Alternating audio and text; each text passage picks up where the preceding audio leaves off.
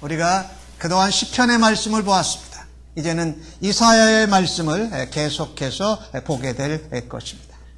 이사야 성경책 중에 세 번째로 긴 성경책입니다. 시편이 제일 길고 그 다음에 예레미야서가 두 번째로 길고 이사야서가 66장까지 있어서 세 번째로 긴 성경입니다. 그리고 성경 중에 유명한 예언서, 선지서입니다. 특별히 이사야서는 남쪽 유다 왕궁에 대한 경고와 징계를 전하고 있습니다. 특별히 어느 왕부터 시작하냐면 우시야 왕이 죽은 때부터. 이 우시야 왕은 남쪽 유다 왕 중에 아주 훌륭한 왕이었습니다. 그 시기에 나라가 굉장히 부흥을 했습니다. 그리고 우시야 왕도 그 유다 왕과 그걸 다루시면서 종교개혁, 신앙개혁을 했던 왕입니다. 그런데 그가 죽고 나서 요담 왕과 아하스 왕이 나옵니다. 근데 요담과 아하스 왕은 남쪽 유다 왕국 중에 왕 중에 악한 왕들입니다. 왜 악하냐면 그들은 아수르를 의지하고 또 한쪽은 아수르를 의지하지 않고 다른 나라를 의지했다라는 겁니다. 그러다가 히스기야 왕, 여러분이 잘 아시는 히스기야 왕 시대에 이 아수르로부터 침공을 받습니다.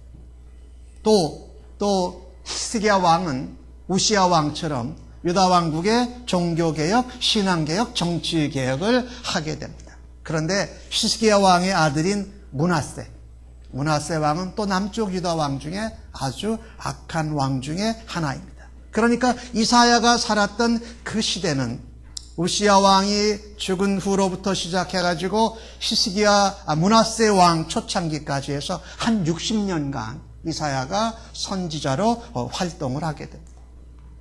그런데 히스기야 왕 때에 벌써 북쪽 이스라엘 왕국은 망했습니다. 기원전 722년에 망했어요.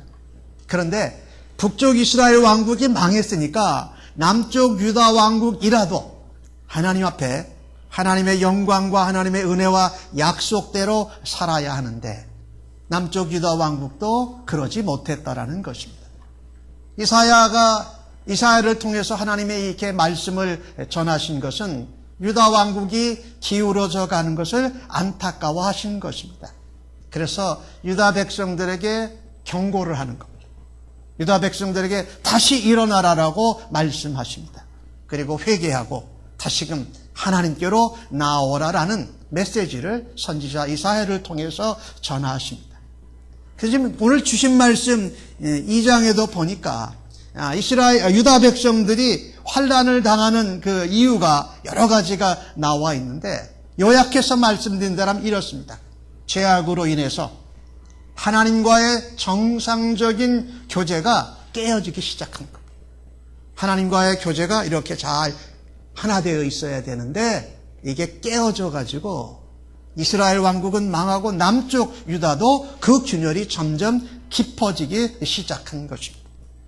그래서 이사야라는 선지자, 그의 이름은 여호와는 구원이시다 이런 뜻입니다.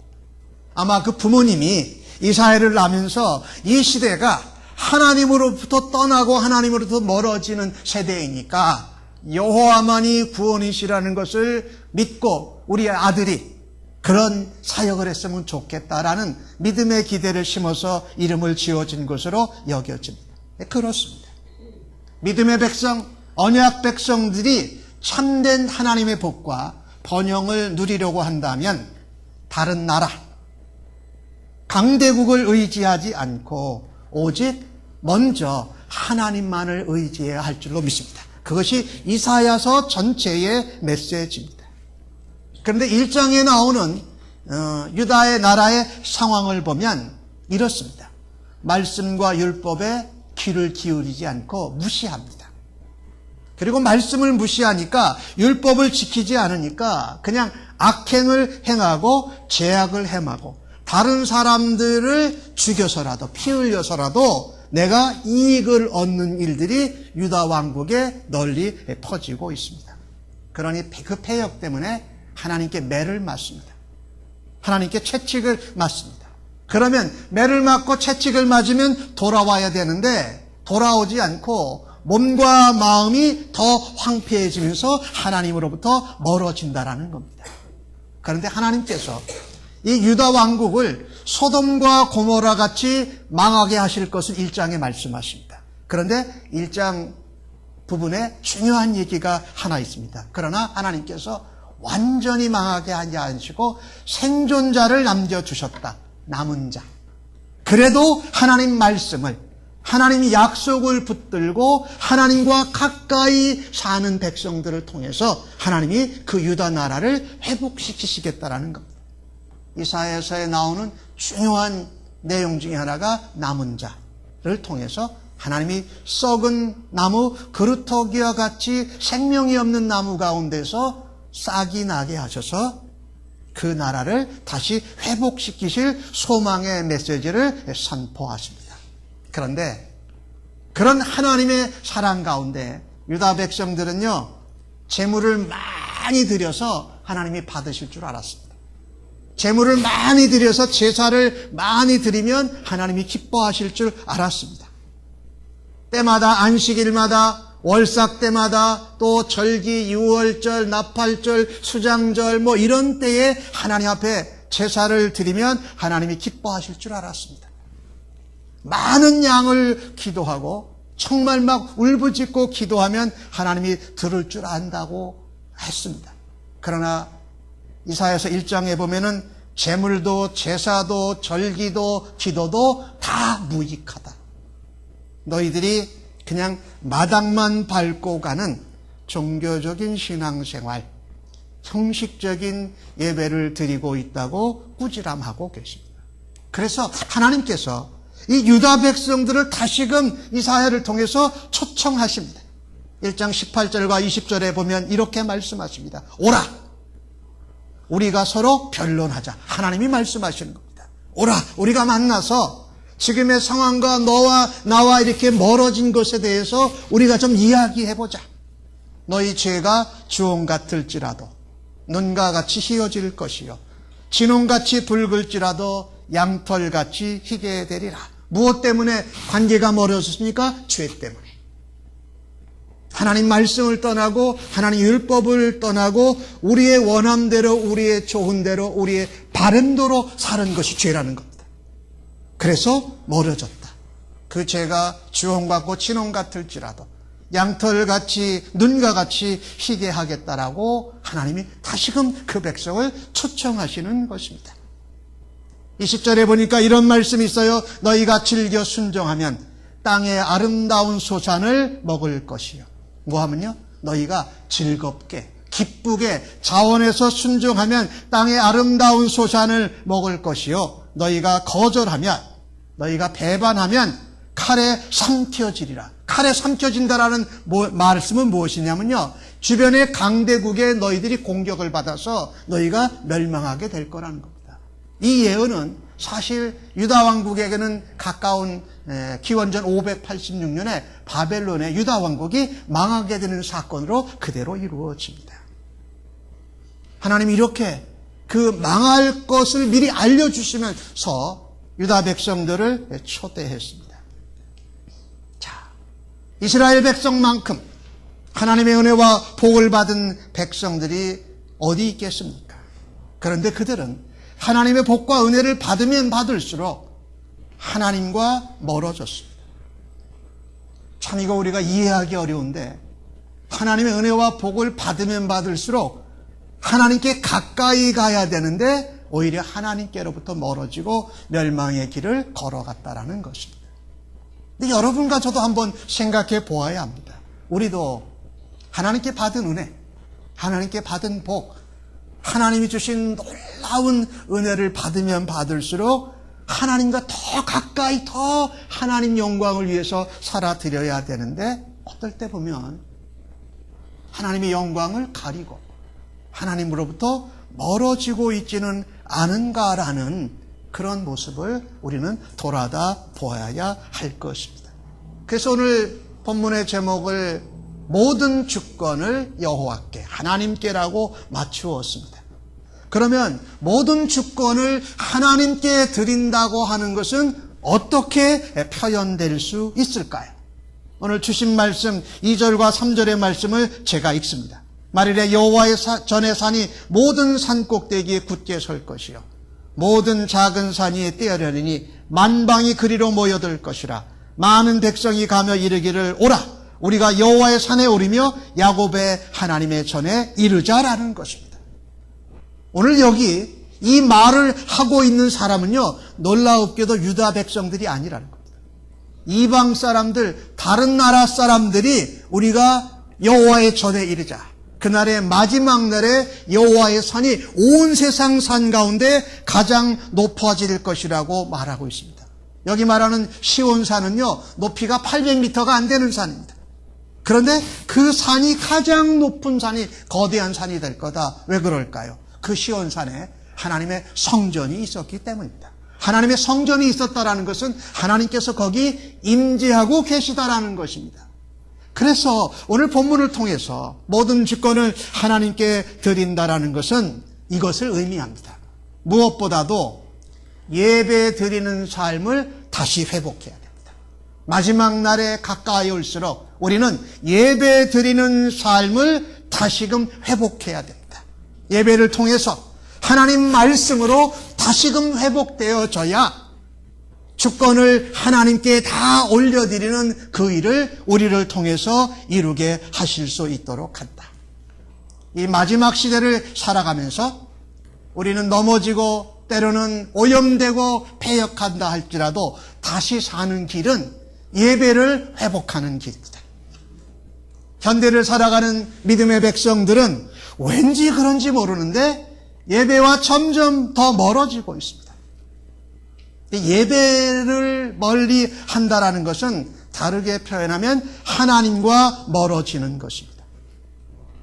여러분, 하나님과 멀어진다라고 하는 것은 우리가 하나님과 점점 관계없이 살고 하나님의 말씀이나 하나님의 율법을 무시하고 우리의 원함과 우리의 바람과 우리의 좋아하는 대로 살아가는 것이고 동시에 세상의 원리와 방법들을 가치관을 자꾸 따라가는 것입니다. 그래서 그것은 예배를 멀리하고 하나님 말씀을 멀리하는 것은 멸망의 길과 점점 더 가까워진다라는 것입니다. 그래서 이 마지막 날은 예수님이 이 땅에 오셨을 때 초림하실 때부터 다시 오실 재림하실 때까지의 기간이 마지막 날입니다. 그렇다면 여러분과 저는 이 마지막 날의 끝부분을 살아가고 있다는 겁니다. 그래서 우리는 오늘 주신 말씀처럼 하나님이 말일에 시온산에 하나님의 성전을 높이겠다고 말씀하십니다. 이 이야기는 왜 그럴까요? 어떤 산보다 높이겠다고 하신 것은 모든 사람이 거기를 볼 수 있도록 말입니다.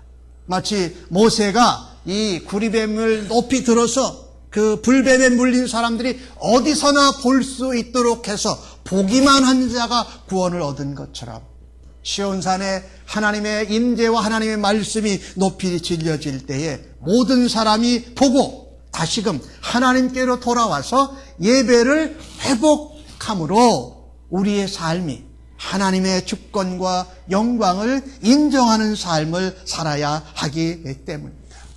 그래서 중요한 것이 바로 예배의 회복입니다. 이 마지막 시대를 살아가는 우리들, 또 마지막 때가 점점 가까워오면 가까워올수록 우리가 살 수 있는 유일한 길은 예배를 놓치지 않는 겁니다. 히브리서에 나오는 말씀처럼 어떤 사람들이 모이기를 패하는 어떤 습관같이 하지 말고 그날이 가까워, 마지막 날이 가까움을 볼수록 더욱 모이자, 더욱 하나님 앞에 모여서 예배하자. 이것이 하나님께 모든 주권을 인정하는 삶의 마지막 시대의 모습이라는 것입니다. 오늘 주신 말씀 가운데 우리는 마지막 때에 우리가 다시 회복되고 살아나는 유일한 길은 예배를 회복하는 것입니다. 예배드리는 삶을 열심히 하는 것이에요. 하나님은 예배하는 자를 찾으십니다. 하나님이 예배하는 자를 기뻐하십니다. 신령과 진정으로 예배하는 자를 하나님이 찾으시고 계신다라는 말씀입니다. 유다 백성들이 이스라엘 나라가 왜 멸망의 길로 갔을까요? 성전과 멀어졌기 때문에. 성전이 멀리 있어서 하나님 앞에 제사 드리고 예배 드리는 것이 왠지 멀게 느껴졌습니다. 예루살렘 성전이 멀어진 것이 아니라 그들의 마음이 하나님께로부터 바로 멀어졌던 것입니다. 하나님을 향하여 예배 드리러 가는 그 기대와 감격보다 세상으로 가는 것이 더 가깝고 빠르게 그들이 느꼈기 때문에 하나님께 가는 길이 멀어졌다라는 것입니다. 여러분, 오늘날 이 마지막 시대를 살아가는 여러분과 저의 신앙은 어떻습니까? 시대가 지나면 갈수록 하나님의 교회, 예배당은 많아지고 있습니다. 늘어나고 있습니다. 그러나 반대적으로 그 하나님의 예배당에서 예배하는 성도와 신자는 점점 줄어가고 있습니다. 오늘 이사야서에 나오는 말씀을 보면서 사람들은 요즘 현대를 살아가는 신자들, 성도들은 그럽니다. 예배 드리러 가는 것이 점점 어렵다고 합니다. 왜? 너무 바빠서요. 너무 할 일이 많아서요.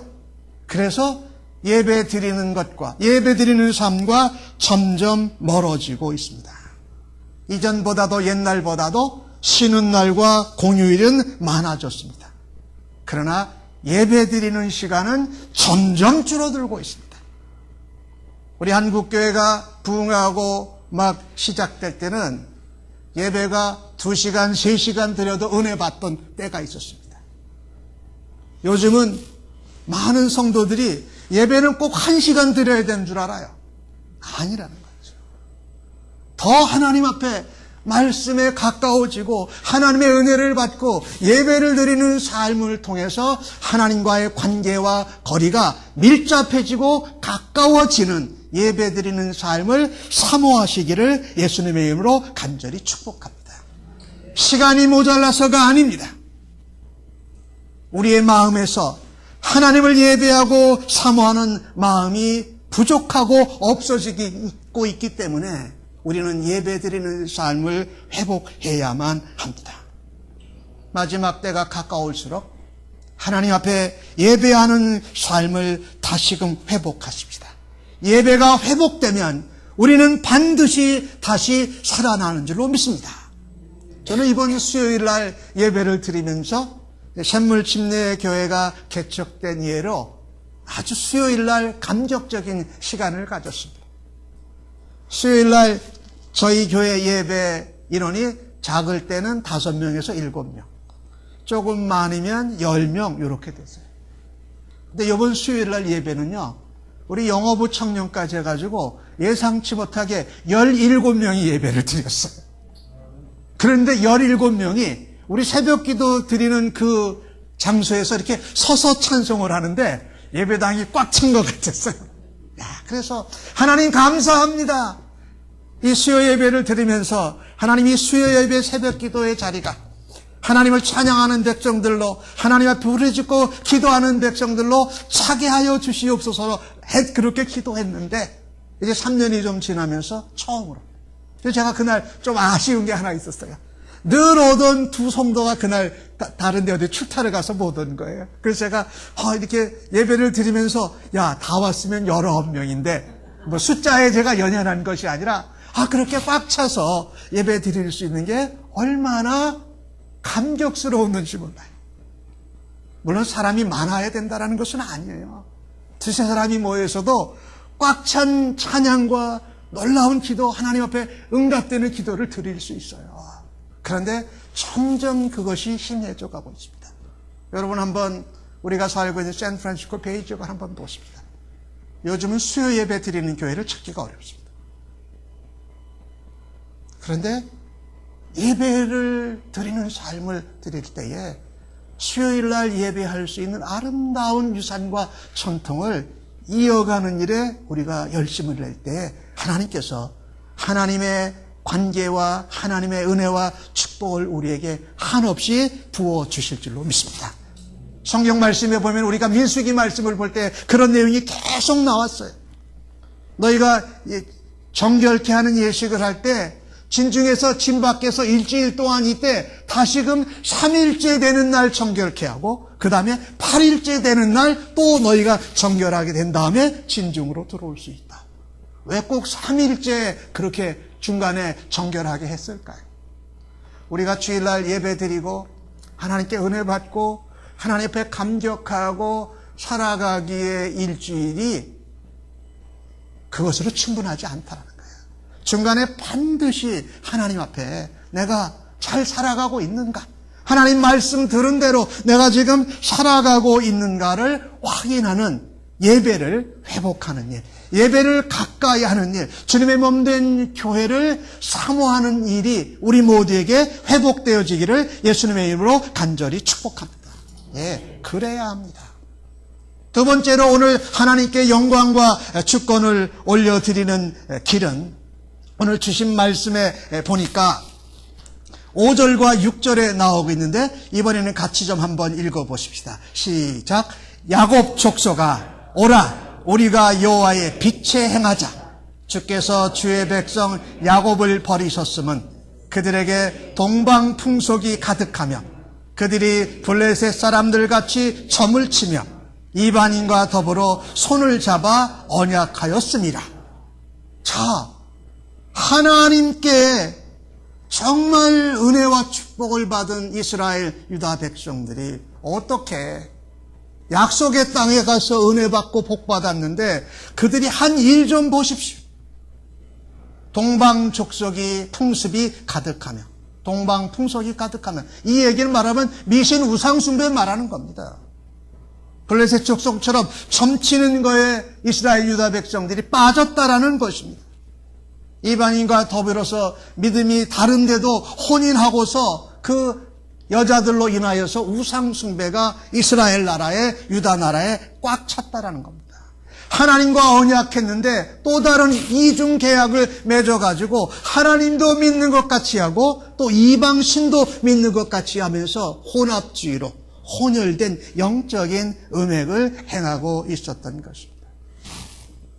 하나님께서는 죄와 사망과 어두움 가운데에서 이스라엘 백성을 건지시고 약속의 땅으로 인도하셨습니다. 하나님은 하나님의 백성들이 하나님처럼 거룩하고 구별되게 살기를 원하셨습니다. 그것은 말씀의 빛 가운데 행하고 살아가는 삶이었습니다. 그래서 모든 주권을 하나님께 올려드린다라는 것은 무엇보다도 빛 가운데 사는 삶, 빛 가운데 행하는 삶을 다시 회복하는 것입니다. 빛 가운데 살고 예수 그리스도 안에 살고 예수 그리스도와 함께 어둠 가운데 아니라 빛 가운데서 살아가야 한다라는 것입니다. 빛의 삶은 하나님이 기뻐하시는 삶입니다. 그런데 오늘 주신 말씀 5절과 6절에 나오는 내용을 보니까 유다 백성들은 거룩한 빛의 삶에서 멀어졌습니다. 이방의 풍속을 이건 문화야, 이거는 관습이야 그러면서 그냥 받아들였고 블레셋 사람들이 점치는 거 그냥 그거 따라했습니다. 우리 한국 사람들 중에도 뭐 자식들 결혼 뭐 이런 거 할 때 사주궁합 다 봐요. 그죠? 내가 믿음의 사람인데 다 봐요. 그러고서 하는 말이 있습니다. 목사님 그거 봐도 괜찮지요. 그거 안 되는데요. 그러면 저한테 목사한테 하는 말이 있습니다. 목사님 좋은 게 좋은 거잖아요. 아니에요. 좋은 게 아니고 하나님 말씀은 하나님 백성은 하나님 말씀대로 하나님 은혜대로 하나님 뜻대로 살아가야 돼요. 좋은 것을 다 갖다 섞으면 제일 좋은 것 같지만 그것은 모든 게 다 혼합이 되어져서 하나님도 하나님 말씀도 찾기도 어려운 상태로 변한다는 거예요. 이건 미국에 살면서 제가 자주 목격하는 일인데요. 이제 미국 사람들에게 복음을 전할 기회가 이제 생겨서 예수 믿으세요? 그러면 교회 다닙니다. 그래요. 저도 크리스찬입니다. 그래가지고 어느 교회를 다니세요? 그러면요 아주 놀라운 얘기를 합니다. 자기가 하나님을 믿는데 자기 집에는 불교 가든을 이렇게 만들어 놨다는 거예요. 그래서 그 불교 가든에서 하나님을 생각하면서 예배한대요. 이게 가능할까요? 놀라지 마십시오. 미국 사람들 그런 사람들이 굉장히 많습니다. 내가 그리스도인이라고 이야기하는데 불교 다른 종교를 이렇게 혼합해서 이제 그런 게 굉장히 강하게 있는 데가 저 위에 밀밸리, 그 다음에 저쪽으로 오클랜드 그쪽, 이런 쪽, 샌프란시스코 이런 지역들이 그런 것입니다. 이 혼합하는 것, 좋은 것을 다 끌어온다고 좋은 것이 아니에요. 하나님은 뭐라고 말했습니까? 하나님 말씀으로, 하나님 뜻대로, 하나님 인도함을 따라 살아가야 그런 것들을 버릴 수 있지, 다 갖다 섞어 놓으면 안 된다는 것입니다. 오늘 본문 가운데 나오고 있는데 은근과 보화와 말과 병거를 많이 소유했다라는 겁니다. 근데 이게 뭡니까? 내가 재물을 많이 갖고 군사를 많이 갖고 있고 병기를 많이 가지고 있으면 누구를 의지하지 않을까요? 하나님을 의지하지 않습니다.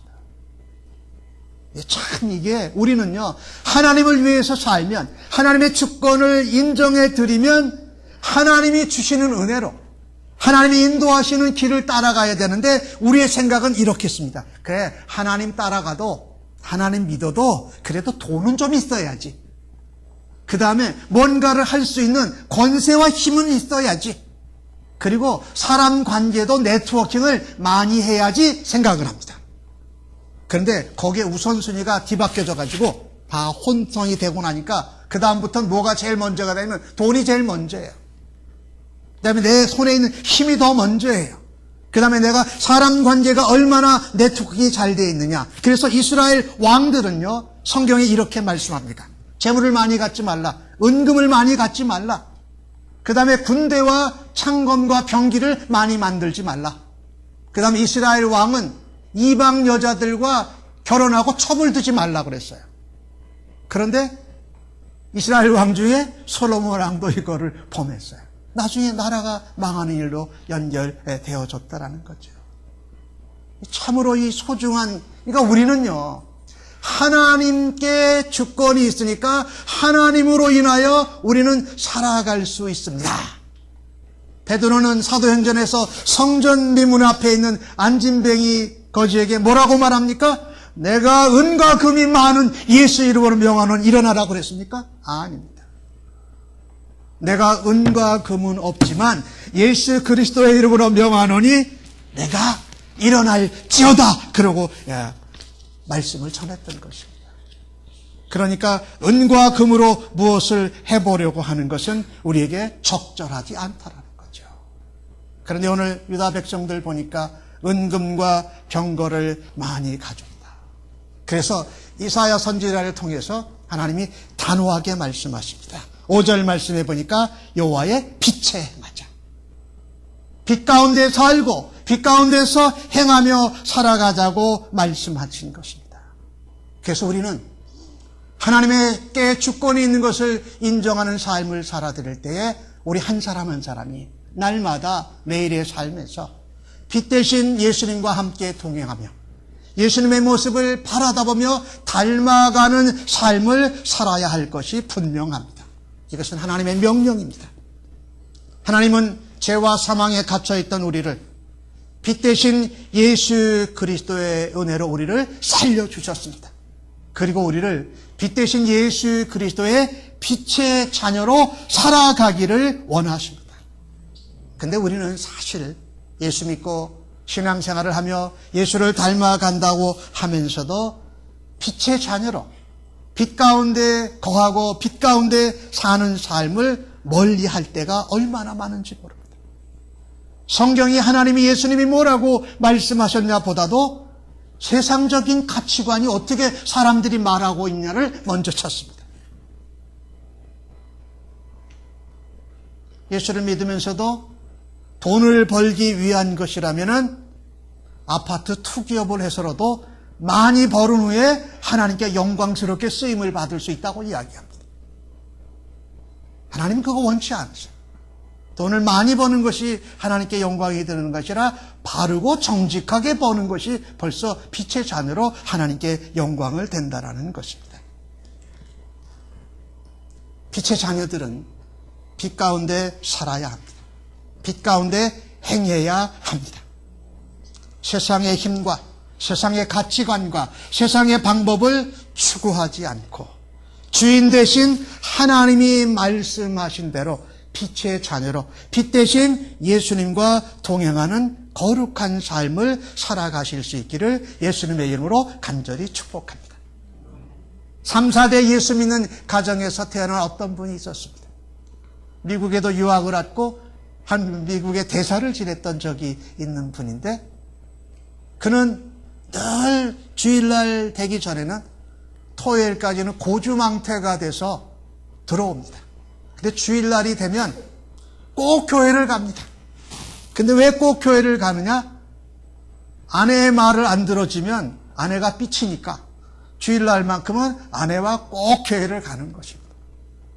그런데 이 모태 신앙의 집안의 3, 4대에서 자라다 보니까 마음과 생각 가운데 이런 것이 있어요. 내가 세상 가서 이렇게 예수 믿는 사람이지만 술 먹고 이렇게 추태를 부려도 다시금 주일날 하나님 앞에 가서 회개하고 예배드리면 용서해 주실 것이라는 강력한 믿음을 가지고 있었어요. 아주 강력한 믿음이죠. 그래서 그날도 예배 시간에 막 생각이 왔는데 찬송을 부를 때 가서 찬송을 부르기 시작해서 찬송을 부르려고 입을 딱 열었는데 아내가 탁 치는 겁니다. 여보, 술 냄새 나니까 입 닥쳐요. 이분이 그 아내의 말을 듣는 순간 돌덩어리로 자기 머리를 때리는 것 같았다라는 거예요. 야, 내가 교회 집사인데 내가 세상 가운데에서 일주일 내내 술에 쩔어 있다가 또 술에 쩔은 가운데도 하나님 앞에 나아가면 받아주실 거라는 강력한 믿음으로 찬송하려고 했더니 아내가 말리는데 아내의 말이 하나님의 음성으로 들리더라는 거예요. 야, 너 참 볼 것 없다. 3, 4대 예수 믿는 모태 집안에 그리고 네가 집사인데 너 예수 믿는다고 치면서 6일 동안 얼마나 개판치고 다녔니? 이러는 하나님의 음성이 그냥 자기 가슴에 딱 오더라는 거예요. 그런데 그 하나님의 아내를 통한 하나님의 음성을 들으면서 그 안에 그분이 믿음의 씨앗 하나가 생겨났다라는 거예요. 야, 이제부터라도 정신 차리고 그리스도인답게 예수 믿는 사람답게 빛의 자녀로 교회에서 직분 맡은 집사답게 살아야 되겠다는 소망을 갖게 되었다라는 것입니다. 사랑하는 성도 여러분, 주권이 하나님께 있습니다. 그 주권을 하나님께 올려드리는 길은 이 마지막 시대에 예배를 드리는 삶, 예배를 다시금 회복해서 말씀으로 돌아가야 됩니다. 아무리 세상이 어둡고 우리를 넘어뜨리려고 해도 우리는 여전히 예수 그리스도의 빛의 자녀로 빛 가운데 거하며 빛의 자녀로 살아드리는 삶으로 승리하시기를 예수님의 이름으로 간절히 축복합니다. 그럴 때에 우리 하나님께 주권이 있다는 것을 드러내실 수 있습니다. 11절에 보니까 이런 말씀이 있어요. 그날에 눈이 높은 자가 낮아지며 교만한 자가 굴복되고 여호와께서 홀로 높임을 받으시리라. 우리가 예배를 드리는 삶을 회복하고 빛의 자녀로 살아 행하여 드리는 삶을 회복할 때에 우리는 우리를 자랑하고 우리를 높이는 것이 아니라 하나님을 높이고 예수님을 자랑함으로 하나님께 예수님께 영광 올려드리는 삶, 그분께 주권이 있는 삶을 살아드리게 될 줄로 믿습니다. 이 일에 성공하십시다. 이 일에 승리하십시다. 그러면 우리에게는 세상에 주지도 알지도 못하는 예수 그리스도로 인한 평화, 하늘로부터 오는 평강이 우리에게 임하게 될 것이 분명합니다. 오늘 읽으신 말씀 4절은 우리에게 말씀합니다. 열방 사이에서 그가 판단하시며 백성을 판결하시니 무리가 칼을 쳐서 보습을 만들고 창을 쳐서 나스를 만들 것이며 이 나라와 저 나라가 다시는 칼을 들고 서로 치지 아니하며 다시는 전쟁을 연습하지 아니하리라. 무엇이 임한다라는 겁니까? 평화가.